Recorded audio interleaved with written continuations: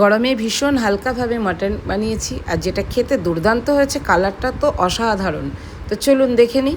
প্রথমে আলুগুলো ভেজে নিলাম, আর ওই তেলেই দিয়ে দিলাম তেজপাতা, শুকনো লঙ্কা, দুটো পেঁয়াজ কুচি করে নিয়েছিলাম সেটা দিলাম, সামান্য চিনি, এবার দিয়ে দিলাম কাঁচা লঙ্কা কুচি, লবণ আর টমেটো।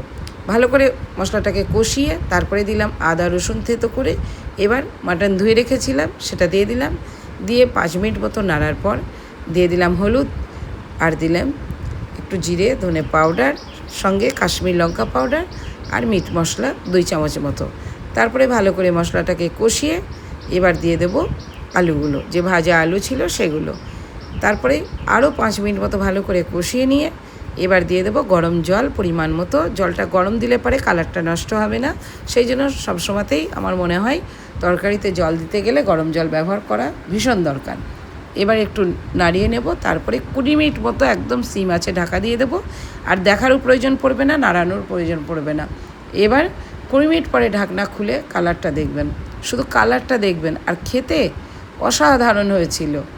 এত সহজভাবে গরমের সময় খুব অল্প মশলাতে মাটনটা রান্না করা হয়েছে।